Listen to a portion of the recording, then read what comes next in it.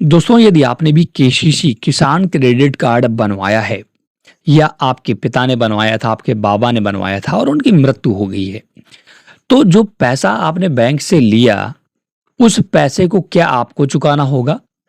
इन सवालों पर आज जब बात करेंगे, किसान की मृत्यु के बाद पैसा कौन देगा किसान क्रेडिट कार्ड का?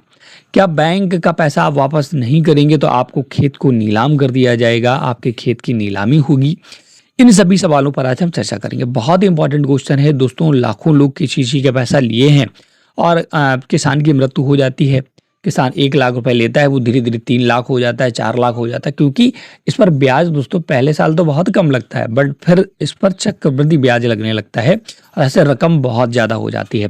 तो इस केस में फिर वो पैसा कौन देगा? उसका देने का हकदार कौन होता है? क्या बैंक उसके जो वारिस होंगे उनसे पैसा लेगा या किसी और प्रावधान से पैसा लेता है? इस पर आज हम चर्चा करेंगे। तो बहुत ही इंपॉर्टेंट वीडियो होने वाला है, तो पूरा आप देखिएगा।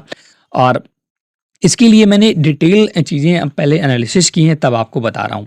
तो देखिएगा, इसमें 2 केस बनते हैं। अगर आपका जो क्या किसान की मृत्यु हो जाती है और उसकी जो केसीसी बनी थी, उस पर किसी ने गारंटी ली थी या उसकी ज़मीन गिरवी रखी थी, तो फिर क्या होता है उस केस में, बैंक आपसे ज़बरदस्ती तो पैसा नहीं लेगा, लेकिन लीगली तौर पर वो आप पर केस कर सकता है। जो उसका, अगर गारंटी पर आपकी ज़मीन लगी होगी तो वो एक सिक्योर्ड लोन हो जाता है और सिक्योर्ड लोन के केस में बैंक हकदार होती है पैसा लेने का।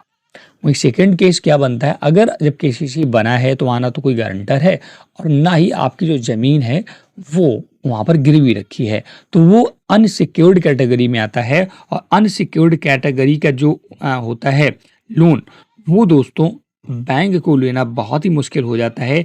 ऐसे में वो बैंक लोन नहीं ले पाती है और उसको बैंक या तो माफ़ करती है या बैंक के अधिकारियों को जो अपने पोर्टल पर होती है वहाँ पर उसको घाटे पर दिखा देती है।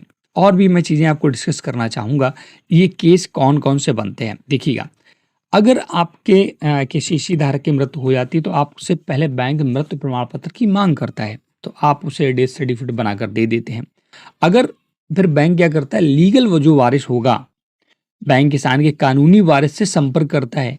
यदि वारिस किसान की संपत्ति और खेत की जिम्मेदारी संभालते हैं तो उनसे ऋण चुकाने की बात की जाती है। अब जब जैसे ऋण चुकाने की बात की जाएगी तो उसमें क्या होगा, जो वारिस बनेगा अगर वो कहता मैं ऋण नहीं चुकाऊंगा तो उस केस में क्या करेगा बैंक? अगर किसान की कोई संपत्ति नहीं है या वारिस लोन चुकाने से इनकार करते हैं तो बैंक ऋण वसूली प्रक्रिया शुरू करता है। तो अगर जैसे मान लो आपका कोई वारिस ही नहीं है और वो नहीं चुकाना चाहता है, वो कहता मैं नहीं दूंगा, आपको जो भी करना है करिएगा, तो देखिएगा क्या होता है, वारिस मौजूद है लेकिन लोन चुकाने को तैयार नहीं, तो उस केस में क्या होगा, बैंक किसान की कानूनी वारिस जैसे बेटा, पत्नी, भाई से संपर्क करता है।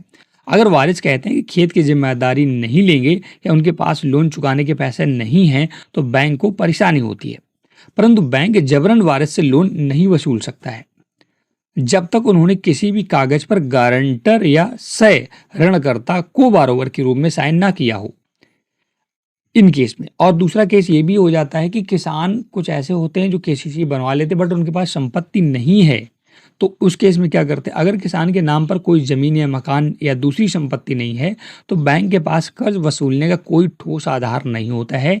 ऐसे में बैंक उस लोन को एनपीए, नॉन परफॉर्मिंग असिस्ट घोषित कर सकता है और कई बार बैंक ऐसे लोन को राइट ऑफ कर देता है, यानी उसे अपनी बही खातों में घाटे के रूप में दर्ज करा देता है। तो ये केस बनते हैं।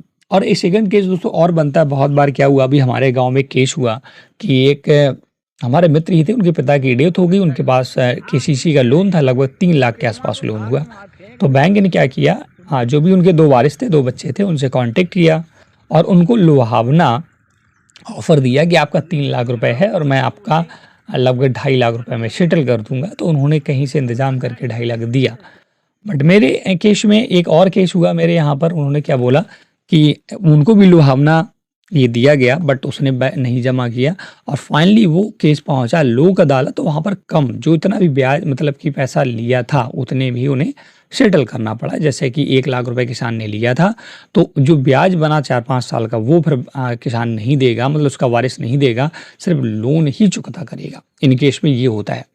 क्योंकि आपको देखिए किसान की जो ज़मीन गिरवी रखी है वो उसे नीलाम करना इतना आसान नहीं है और सरकार इसका प्रावधान भी बहुत ही कम करती है, बहुत रेयर केस में ये सब होता है। तो केसीसी लोन चुकाना पड़ेगा, लेकिन अगर आपके अनजाने में मान लो आप छोटे थे और आपके पिता ने लोन ले लिया, आपको कोई जानकारी नहीं थी, आपको 10 साल बाद पता चल रहा कि मेरी खेती पर लोन है, तो उस केस में फिर आपको बैंक कहीं न कहीं और सरकार भी आपको कहीं न कहीं राहत देती है और उस केस में आपको उतना ही लोन चुकाना होता है जितना उसने लिया था। ये कानूनी कार्रवाई होती है और ज़बरदस्ती बैंक आपसे लोन नहीं ले सकता है। तो आपको समझ में आ गया होगा किसान की मृत्यु के बाद जो केसीसी का लोन होता है, वो बैंक किस प्रकार लेती है।